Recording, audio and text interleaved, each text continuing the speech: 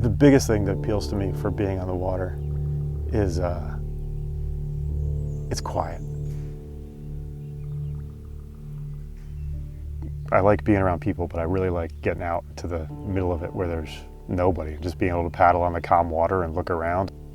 Camp out there in the wilderness without the sounds of civilization near you.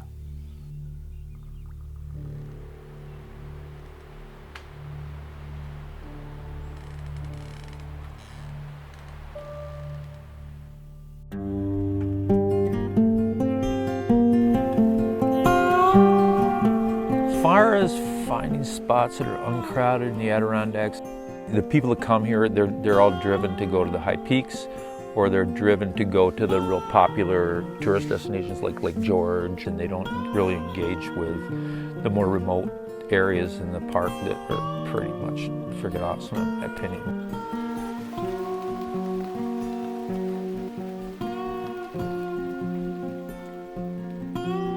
I think one of the things that made the Essex chain of lakes different for me and unique was that there was nobody else here. There are a bunch of campsites, but they're not on top of each other. So even if there are other people here, you can be here and they could be at their campsite nearby and you wouldn't even know that they were here. The only place you might run into them is on the carry. It's a mile, but I've done worse portages.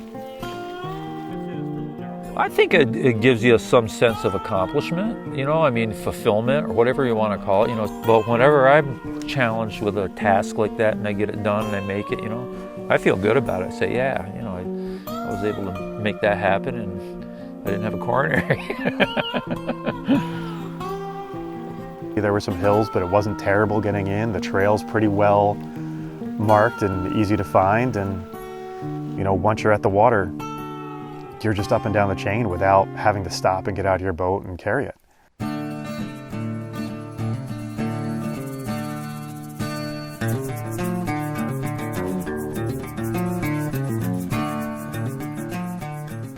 The water's just calm because it's kind of protected by the way that the mountains and hills are surrounding it. And you get the views of some of the mountains nearby, Blue Mountain.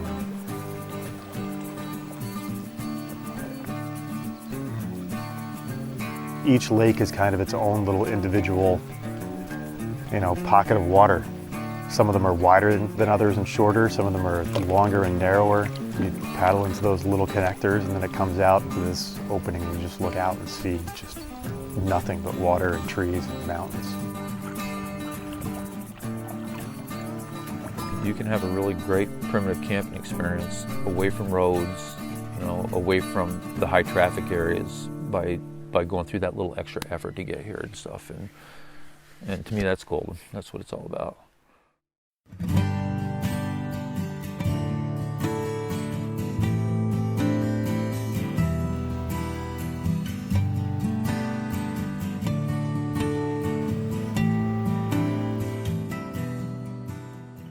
Just propelling myself along, pushing along on days like today when the water's just a mirror. It's glass, and you can just watch the little wake come off the bow.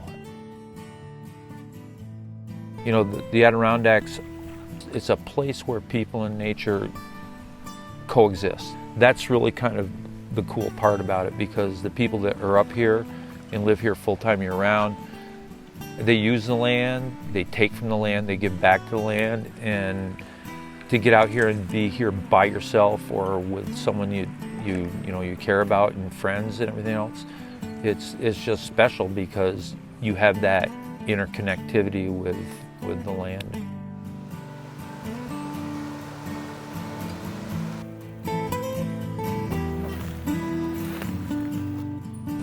Even people that supposedly don't like doing this, once they've done it once or twice, I think they start to make that connection and figure it out that this is really, kind of good for the soul. It's a little bit of work getting in here, but the rewards are definitely worth it, no doubt about it. There's no cost to coming here. There's no permit to park your car. There's no pass you need to get into the property. It's public land and it's here for you.